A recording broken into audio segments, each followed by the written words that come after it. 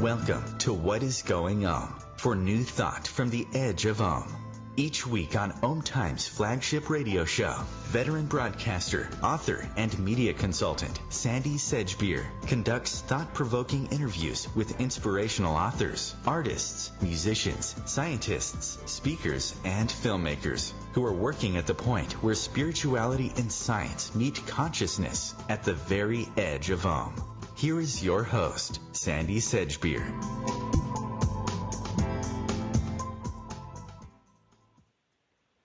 Hello, and welcome to What is Going On's Truth in Medicine show, co-hosted by me, Sandy Sedgbeer. And by me, Dr. Donnie Warden. Yes. This is what happens when you're in exciting, Sandy. Locations. It is.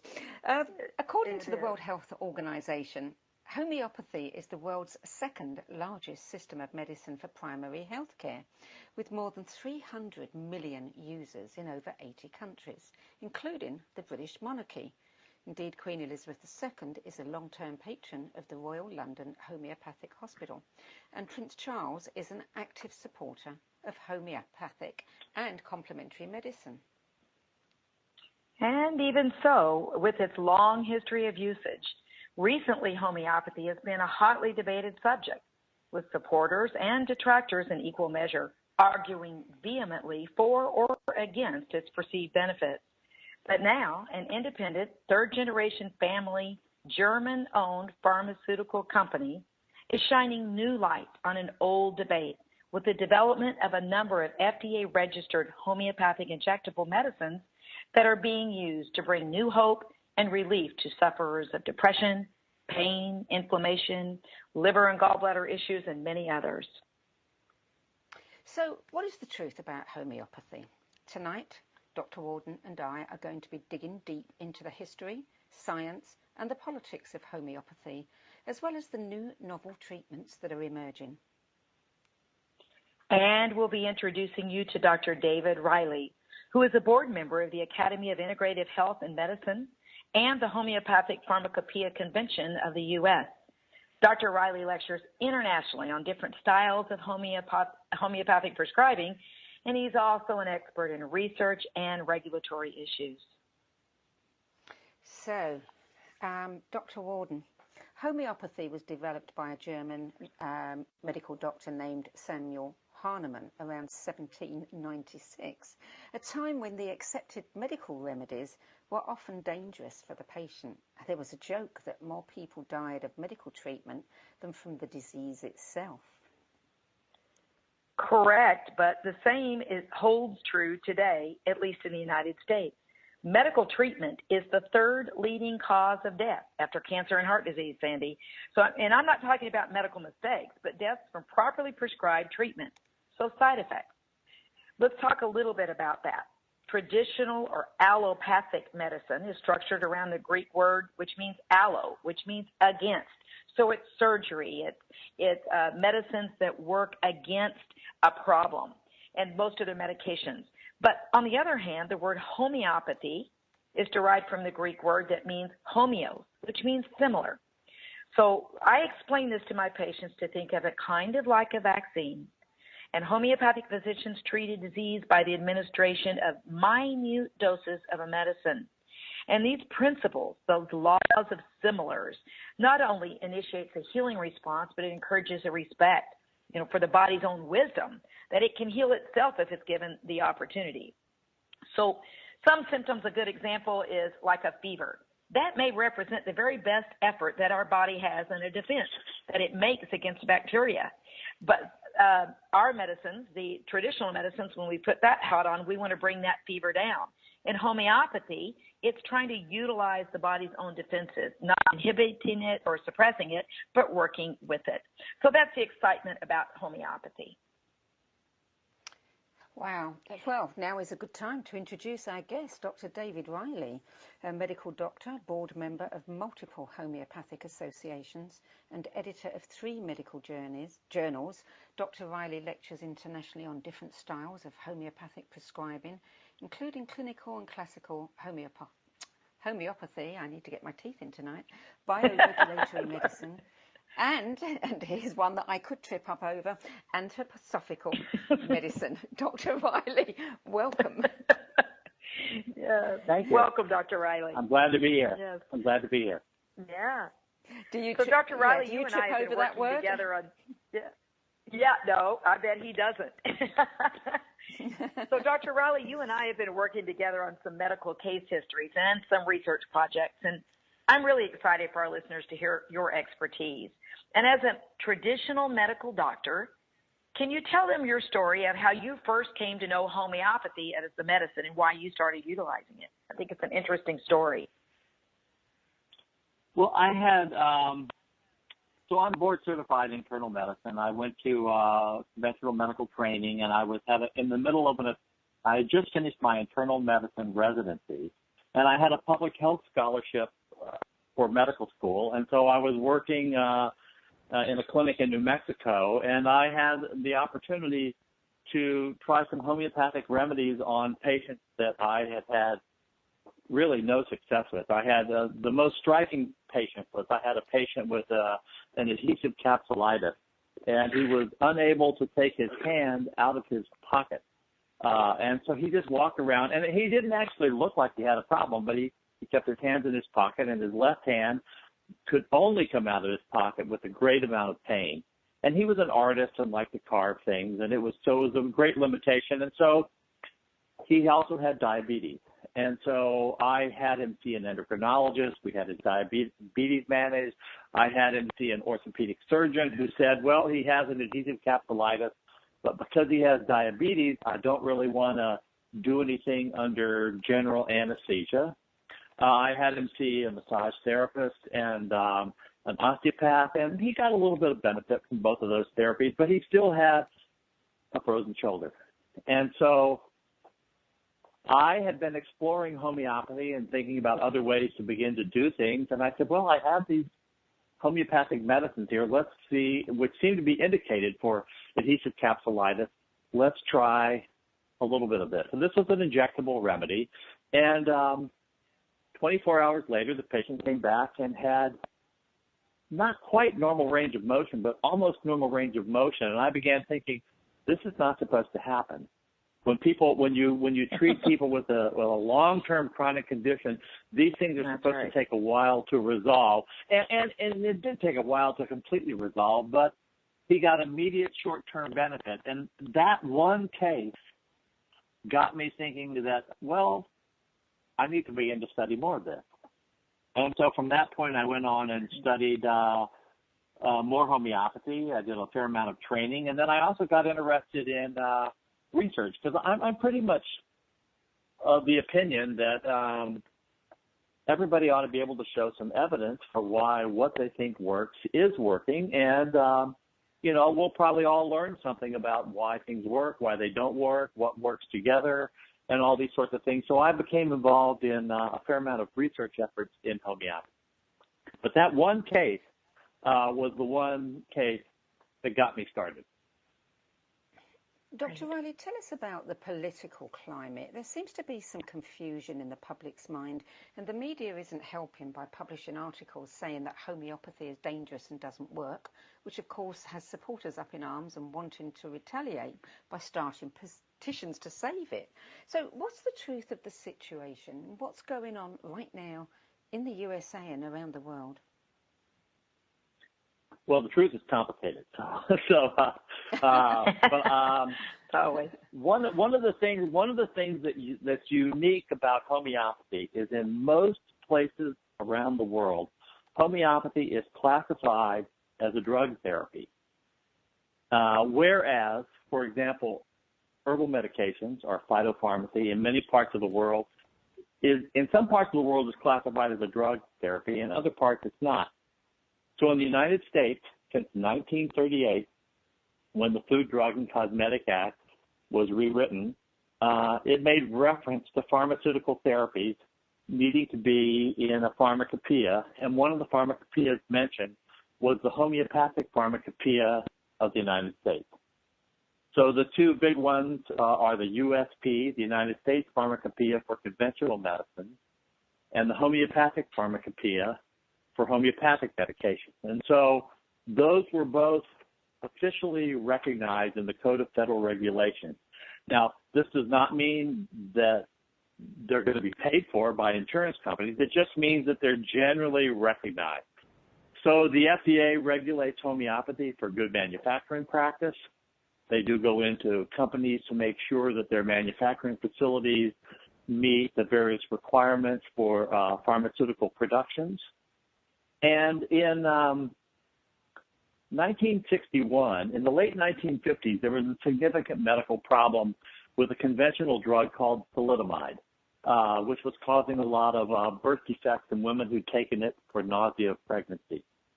And that one event led in 1962 to what's called the Kefauver-Harris Amendment, which required the FDA to regulate all new medical devices and pharmaceuticals and evaluate them for efficacy and safety. Up until that time, they hadn't really been doing a lot of pre-approval evaluation. And so, but what they had to do in 1962, okay, so that's fine. We'll deal with all new pharmaceutical drugs and medical devices, but what are we going to do about everything that's already on the market? And so they went through an evaluation process, and they basically grandfathered most of the things that were on the market as being allowed to stay on the market. And so that's pretty much where homeopathy has been. And then in 1988, the FDA published what's called the Compliance Policy Guide. And that provides guidance to a pharmaceutical company for how they should market and label pharmaceutical drugs. And so they recognize that there's other countries in the world that regulate homeopathy and have homeopathic pharmacopoeias. The big national organizations that regulate homeopathy are the HPUS in the United States, the German Pharmacopoeia in Germany, the French Pharmacopoeia in France, the Brazilian Pharmacopoeia in Brazil, and the Indian Pharmacopoeia in India. Those are the five major pharmacopoeias that interact to some extent with each other and have different regulatory requirements. So most homeopathic drugs that are marketed and sold in this company are represented in one of those pharmacopoeias, and they're recognized as homeopathic drugs in some markets in the world. So that's kind of the regulatory environment, but it makes for a lot of confusion because here you have homeopathic drugs, and if you look at just the concentration, you'll find that they're dilute and they're classified as drugs.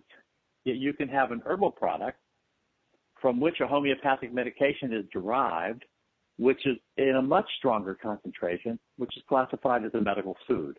So it's a little bit confusing, and that causes a lot of confusion. But that is the regulatory framework, and that's independent of the scientific framework. Right. Did that make sense? So to recap, it does. And to recap for our listeners, it's really, your nutraceuticals and supplements that you're taking, they're regulated as foods, which means they're not really regulated. There's not much going on. But homeopathy, on the other hand, is regulated like a drug. So it's got more regulation around it.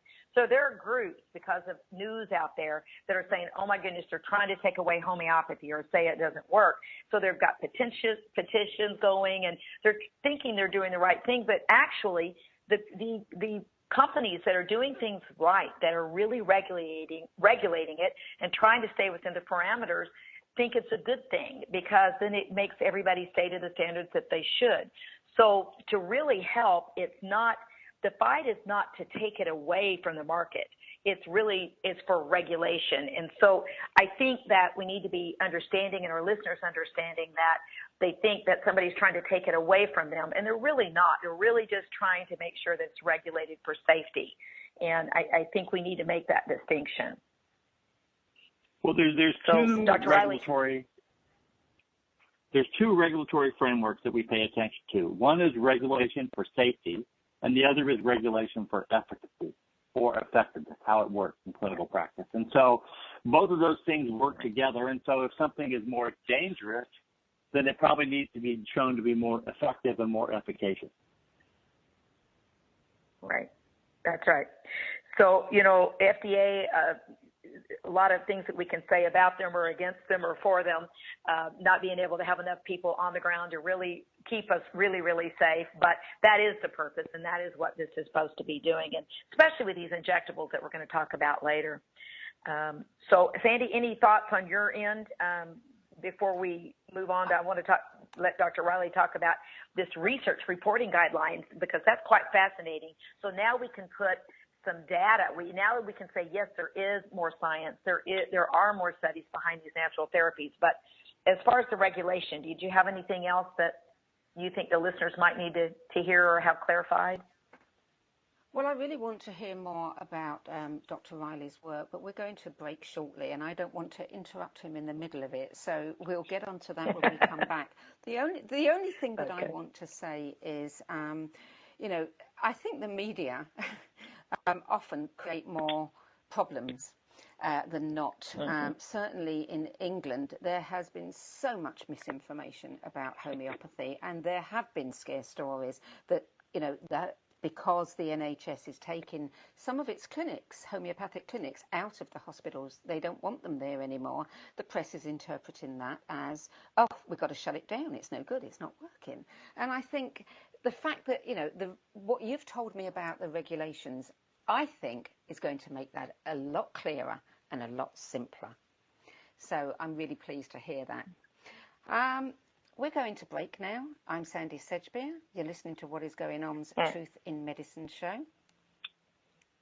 And I'm Dr. Donese Warden, and tonight we are examining the case for homeopathy. We'll be back with more after this break. Don't go away.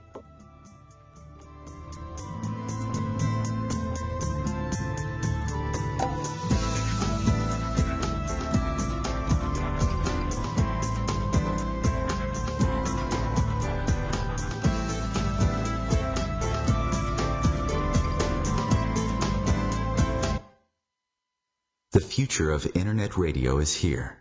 OMTimes Radio, IOM FM. Hello, this is Dr. Donese Warden, and I'm excited to tell you about Homeopathic Injections from Hebert Pharmaceuticals. I utilize them in my practice for pain, inflammation, depression, and other medical conditions. I'm achieving excellent results, and I've seen no adverse reactions. I encourage you to explore these novel treatments. Call Hebert today at 855-387-6466 to find a practitioner in your area to administer these FDA-registered medications. 855-387-6466.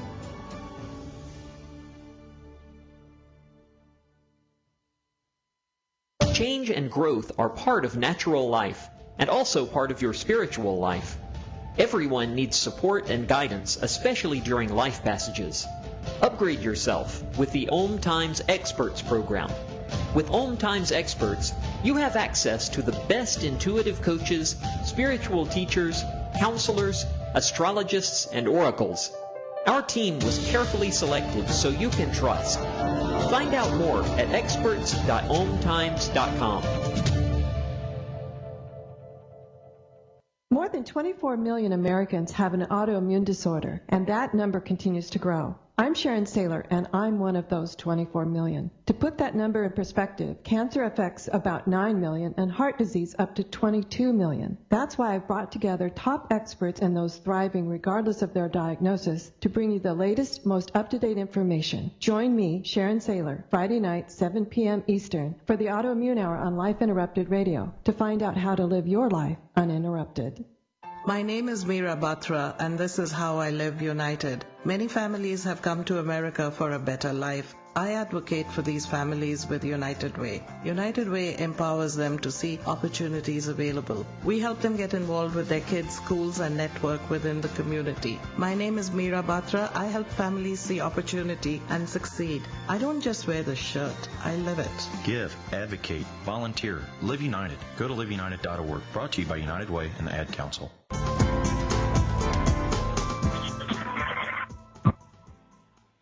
Welcome back.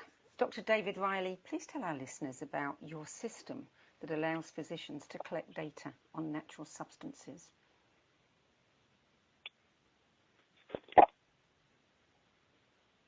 Dr. Riley, are you still with us? Dr. Riley? Yes, I am. I'm here. Okay, good. great. Thought we'd lost you. Did you hear? Did you hear what I said? Yes, I did. Okay, great. So, the floor is yours. Okay, so let's talk a little bit about evidence in terms of evidence for effectiveness. And so everybody, regardless of whether you're practicing, whether you're doing massage therapy or acupuncture or conventional medicine or homeopathic medicine, I think all of us today want to see evidence for effectiveness. And so one of the ways we establish evidence for effectiveness is to begin to do some research on how things work, and then we can begin to compare therapies to each other. Homeopathy is a little bit more difficult. In conventional medicine, a lot of the research is done because the drug effects are big. And so it's easy to separate out a drug effect from a placebo effect when you have a large known effect. When you have subtle effects that affect an organism at many different levels, its interaction with other therapies and its interaction with the organism can often be quite difficult to sort out.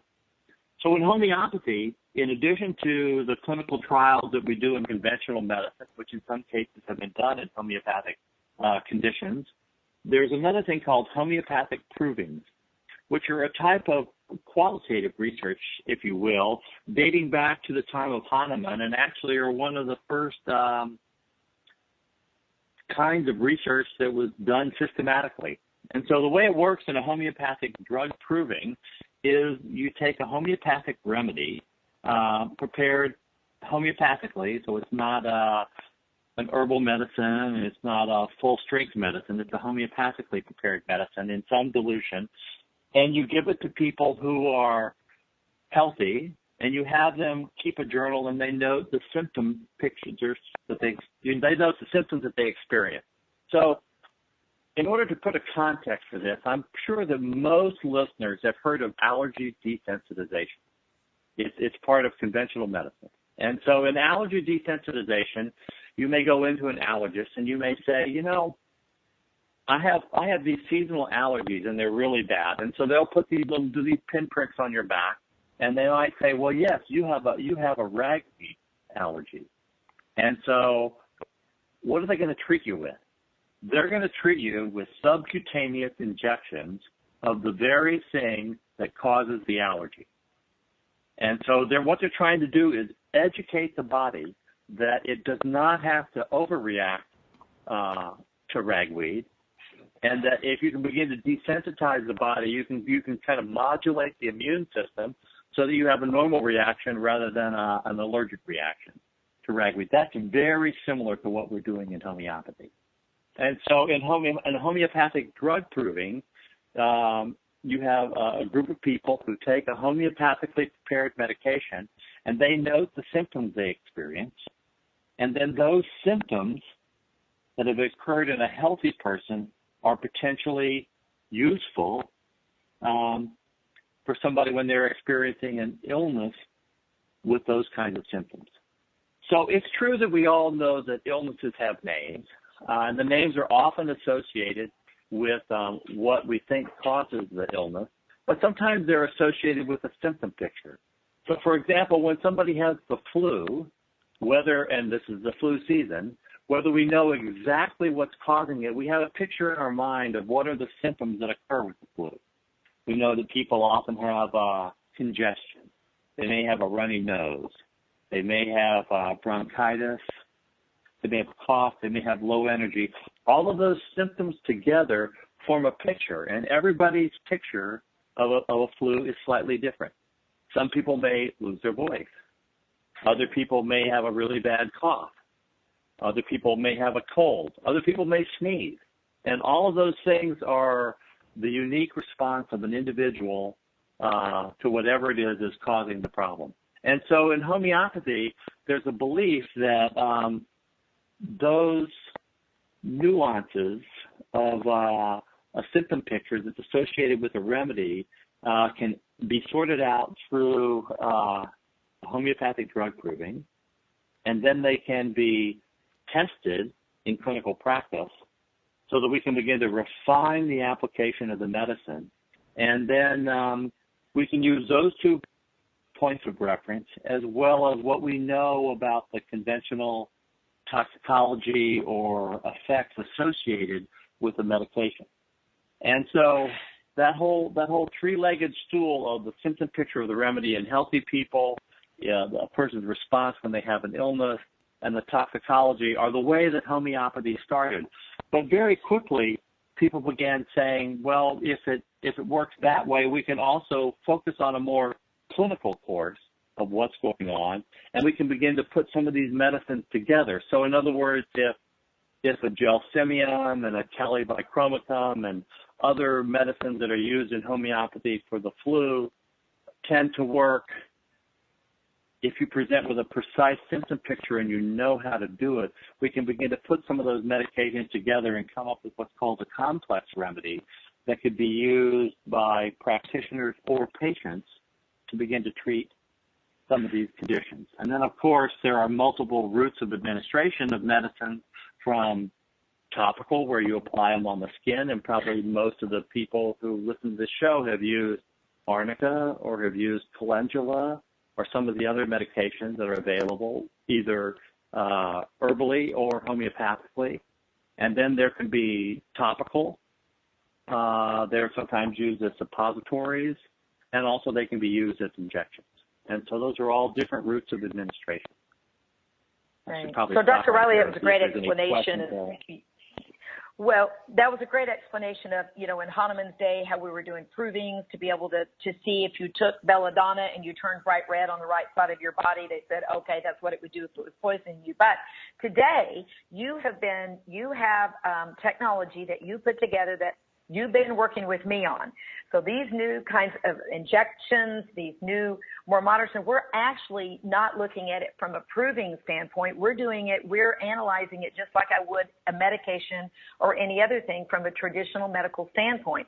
So we're looking at symptom relief, we're looking at ranges of motion, all the ways that we would report how we're looking at a drug or a surgery. We're putting those parameters into your new system, and I think it's very important and very exciting. We've got some case histories we've already put together for our listeners to know, with many indications of problems that people have had, and then we're out there and we're lecturing and showing physicians, here are the real cases, here's the research, and we can show all the different parameters that get better, and we're showing it in the same way that they would be looking at the way it would be presented to them if it was a pharmaceutical drug. So it's gaining that ability to say, here it is, here's the real research, and the way that they're used to looking at it. And your way of collecting that data, for me to give you the information from the clinic side to Dr. Riley, and him to input it into the system, and then me to get back out there and Dr. Riley to get back out there and show these cases, it's really helping to establish homeopathy as a system that should be looked at more importantly. And I just want to say one more thing. In some areas of conventional medical research, homeopathy is actually coming together with an individualized medical side. So we look at a person as an individual, and we treat them that way.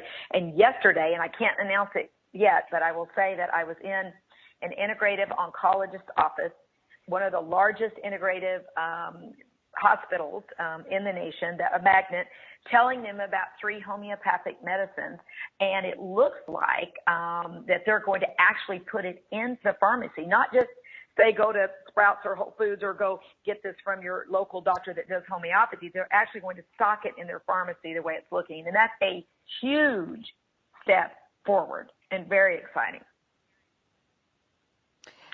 Tell me more about this personalized medicine approach then, because that seems to be an emerging thing. How easy is that going to be to accomplish?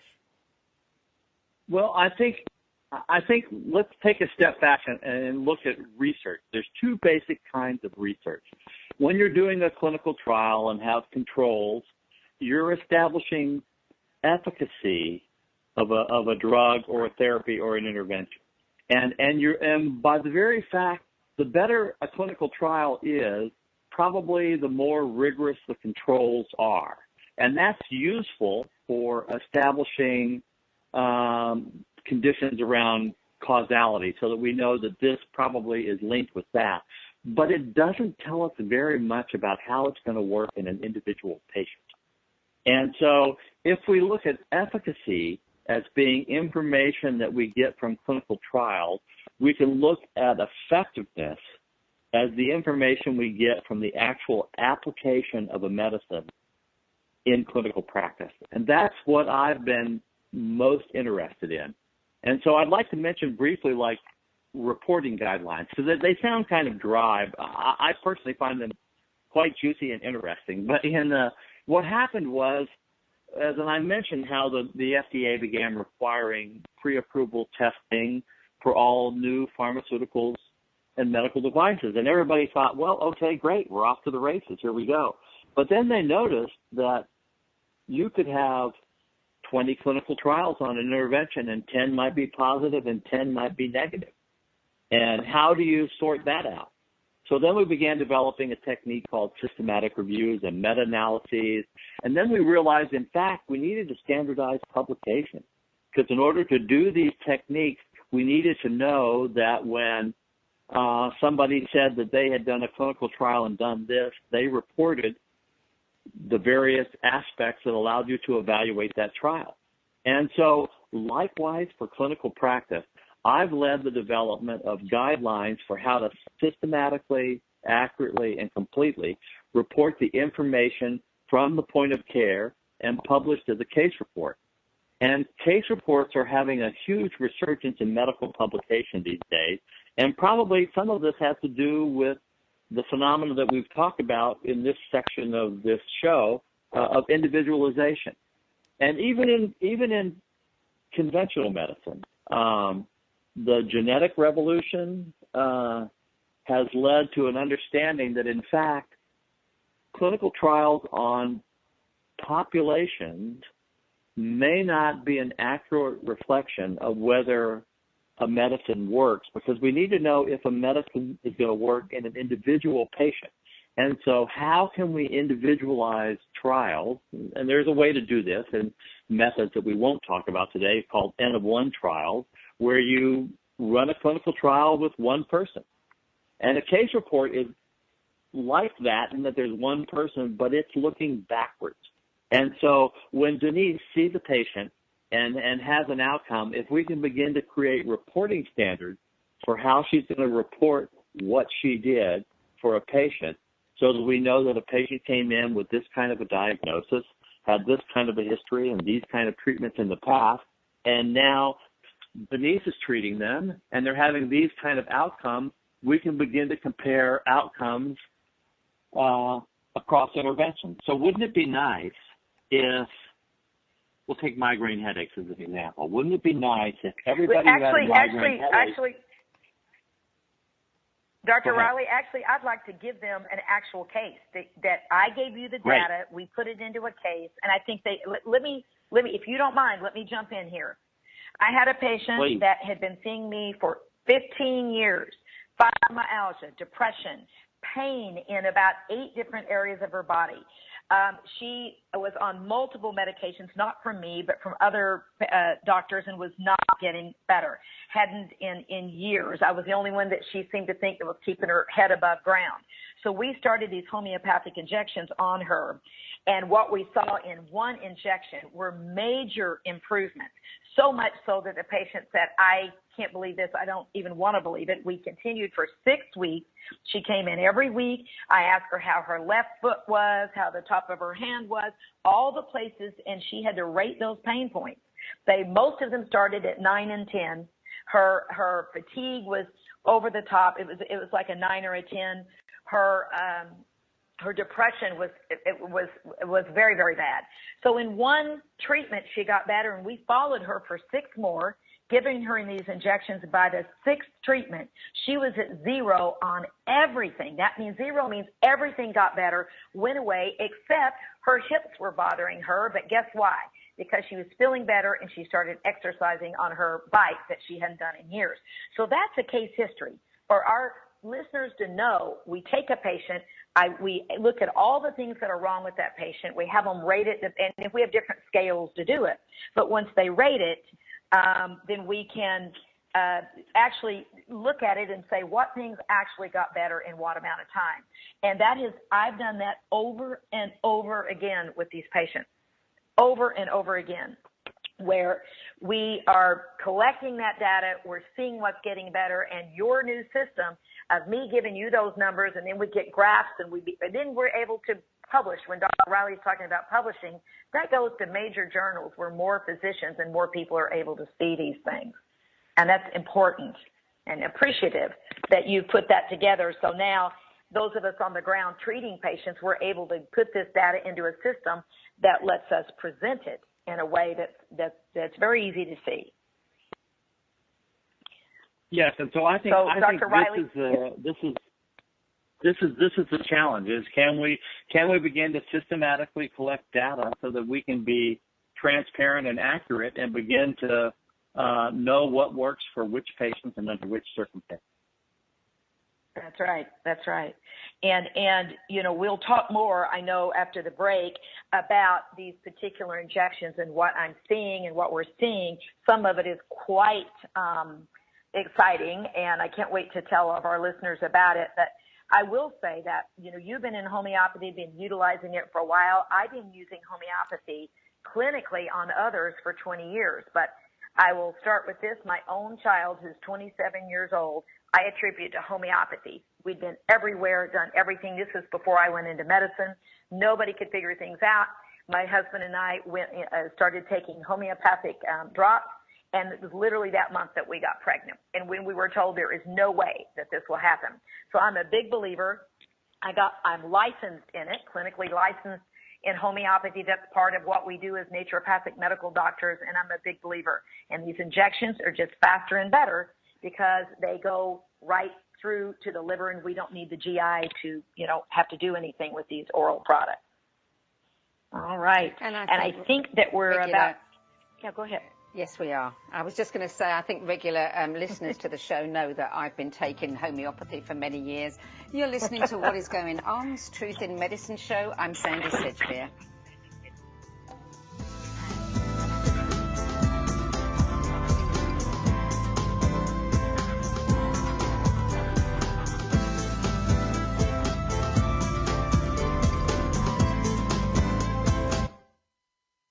The cutting edge of conscious radio, OMTimes Radio, IOM FM. Hello, this is Dr. Donise Warden, and I'm excited to tell you about Homeopathic Injections from Hebert Pharmaceuticals.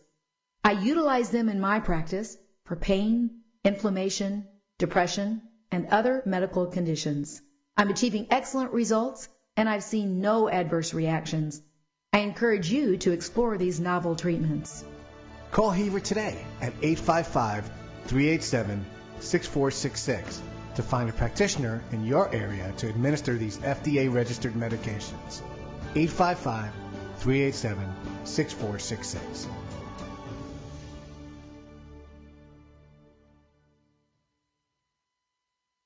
Being a radio host on IOM FM allows you to build your show on a rich platform with the power of the internet to fulfill your outreach goals and connect with a very specialized and global online audience, unlimited by time and distance. OMTimes Radio will provide you with web relevance, a recognizable conscious brand, and with the standard of excellence that has accompanied every single OMTimes endeavor. Host your show with OMTimes Radio Network. My name is Victor Furman. Some call me The Voice.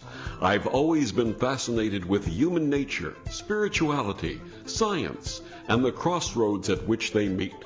Join me Wednesdays at 8 p.m. Eastern on OMTimes Radio, and we'll explore these topics and so much more on Destination Unlimited. I'm Fidel Nshambo. I was born in a city called Bukavu in the Congo. We were a loving family, and then, boom, everything that I had disappeared in a single day. People think that when you are a refugee, and they recycle it to America, and all your problems are done. They don't understand that that's the beginning of everything. I was not born a refugee. I was made one. It's time we welcome refugee families with open arms. Learn more at embracerefugees.org, brought to you by the Ad Council.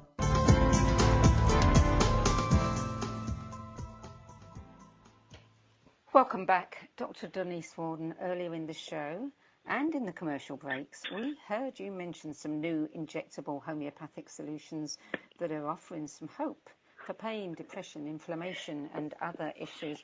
This is really exciting. Is it a new breakthrough? Tell us more.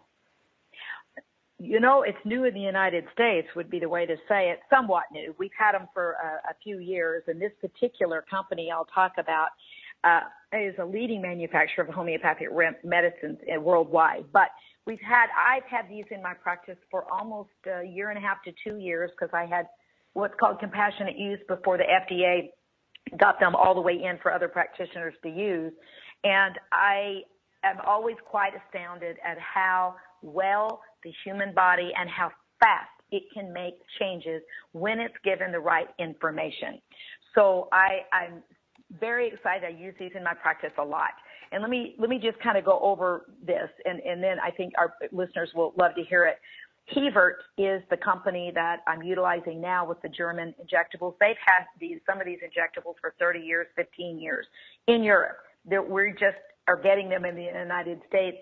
But their particular mission is to combine a long tradition of homeopathic expertise with their modern pharmaceutical manufacturing. Their family has had this for 60 years, and the grandkids are still running it. And I love the fact that their corporate philosophy is sustainability and a belief that nature is our partner, and that, you know, their manufacturing facility runs entirely 100% on renewable solar and hydroelectric energy. They use certified local farmers' ingredients. These are the kinds of companies that I believe the intention is there, and that may be one of the reasons why their medicines work so well, because they believe in the body, they're doing things right, they take care of their employees, and it's a long history. And so I think in my world, and you hear me talk whenever we talk about anything that we're talking about, is that intention and the companies behind it make a big difference. Well, let's talk about a few of these injectables. Right now we have 5. One is called Arnica. Many of your listeners and our listeners have been listening and know about bruises and pain and inflammation with Arnica, but it's underutilized. It's used for so many things.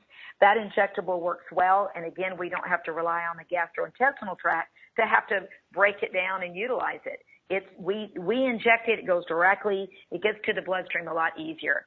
Lymphedin is another injectable for swelling. Anytime we've got swelling or edema, and that includes the lymph nodes or the lymphatic system, and that's part of detox and moving things around. Gelsemium is for painful nerve conditions. I use it for neuropathy, but the manufacturers know, and they can put it on for the FDA registration for trigeminal neuralgia, sciatica. A lot of our listeners have that, I'm sure. Postherpetic neuralgia. And those of us that use it in our practices use it for any nerve condition. It's very, very helpful. Convalera, nervous disorders such as restlessness and sleep disorders, but also for mild depression.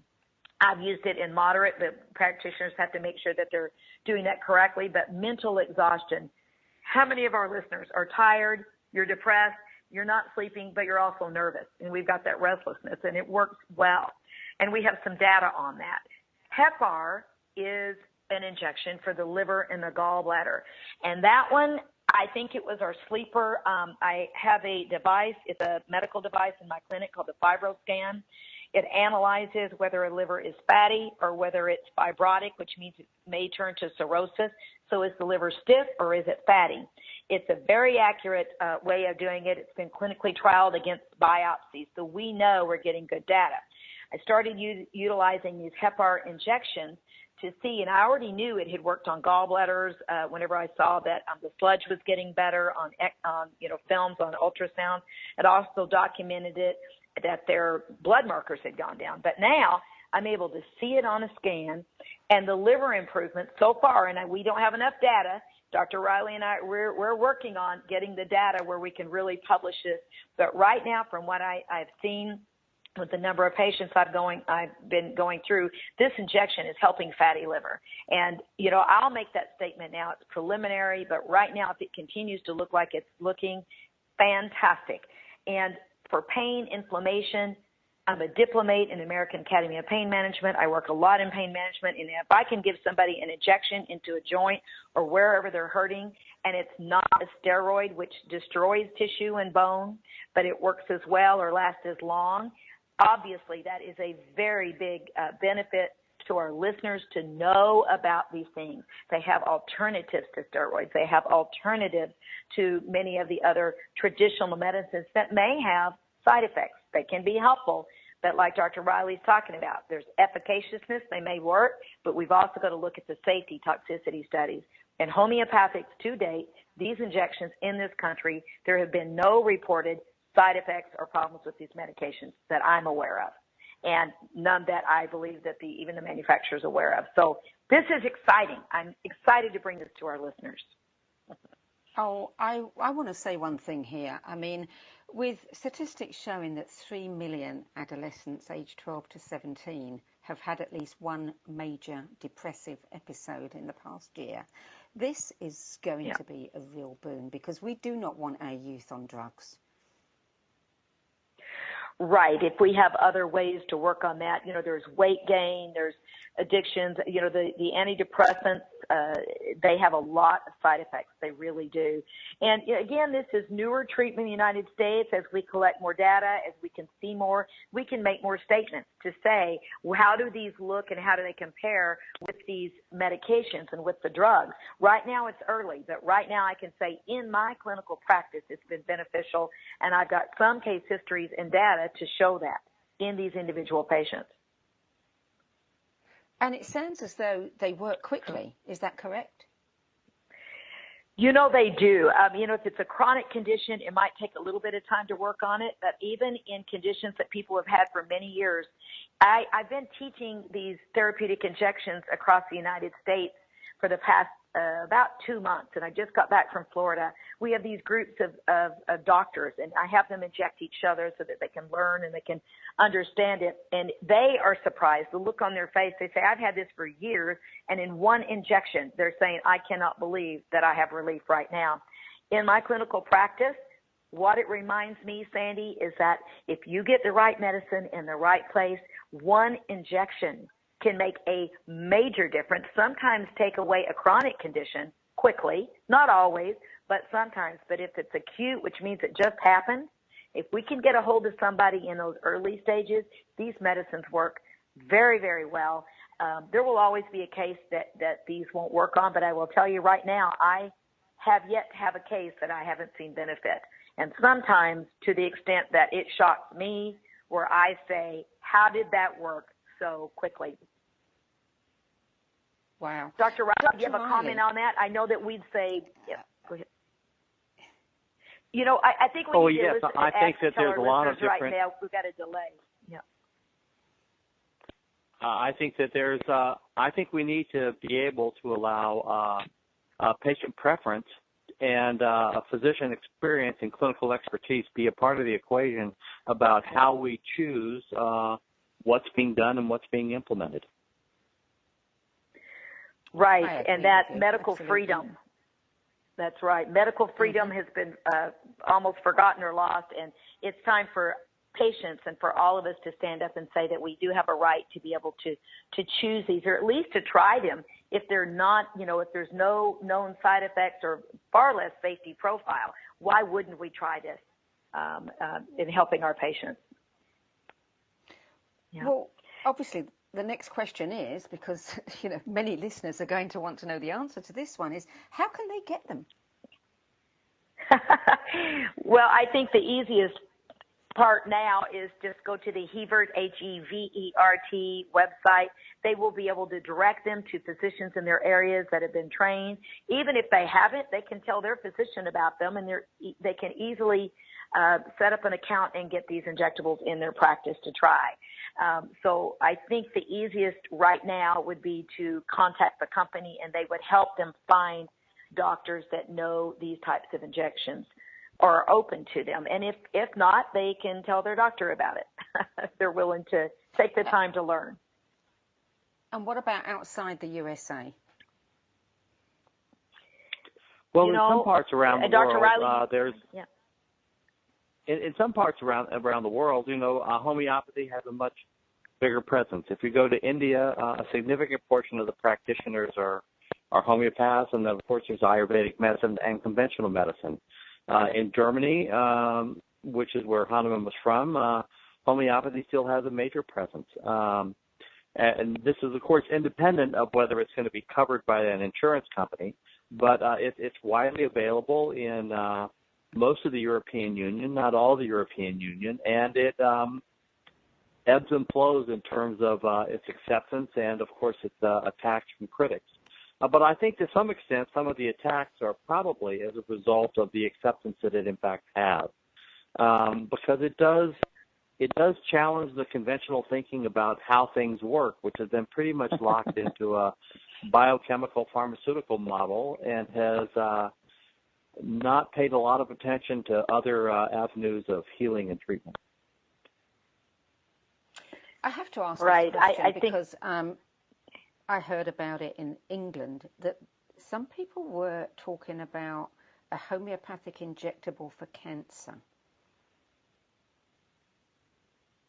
I'm not sure either one of us read. I know that there's nothing that in this country that is an injectable that has been indicated for cancer. There are homeopathic doctors that treat cancer patients, would be a way to say it, and symptomatic relief. Some of these homeopathics in different forms are utilized for the side effects, the vomiting, the nausea, the radiation burns. They can be used that way. But for treating, it's a whole different story. In fact, in France, Dr. Bagol has written a book, and he's in the oncology wards, but he is allowed to use homeopathy. But again, it is for the side effects, not seen as an actual treatment. And I'm not aware of, are you, Dr. Riley, of an injection that's being touted as a cancer treatment or cure? No, I would say most commonly various alternative therapies are used as adjunctive therapies based on physician experience or patient preference, but they tend to be around the edges of a treatment or incorporated in as part of the treatment, just as, for example, diet and nutrition are now. And so that would be a way to begin to improve the body's overall health so that any treatment is likely to be effective. That's right. So they're allowing a lot more of these, but again, they're not considered the treatment. They're really considered helpful with the side effects or trying to get the body a little bit healthier to be able to withstand some of the traditional, cancer treatments. But that being said, Sandy, I think we have a lot to learn, a lot that we can look at. And remember that the body, I believe, is the best healer out there. It knows what it needs to do. It knows how to do it if we give it the right information. Do I think someday we may be able to help the body in fighting its cancer with multiple ways, which we are already? Diet, nutrition, ketogenic diet, hyperbaric, a lot of things we talked about on the last show. But is homeopathy a piece there? I believe it may be, but we can't say it at this point. Well, before we bring the show to a close, I'd like to ask, Dr. Riley, what is the best way for the public who have been misinformed and are getting, up in arms and starting petitions, etc.? What's the best way to support homeopathy? Well, I suppose the best way is to use it, because that's as much of a convincing testimony as anything else. I think that it's important to recognize that homeopathy has a unique position, regulated as a drug therapy, which means that it falls under the jurisdiction of the FDA and the FTC. And, of course, so do other products as well. But as we discussed earlier, vitamins, minerals, dietary supplements, herbal medications are generally regulated under the Dietary Supplement and Health Education Act, which was in 1996, but they're not regulated as drugs, where homeopathy is. So I would say that most homeopathic products that are manufactured by the companies that have a long-standing tradition like Heford have a high level of safety, and people can feel confident about the reliability of the product that they're getting. And so I think that helps people a lot. It does, and some of these, one remedy at a time that they can. Yeah. Well, just that the remedies, people go to their health food store and they buy a single remedy, usually by Boron or those kinds of companies, and they are reputable. They've been around a long time. Those can be helpful.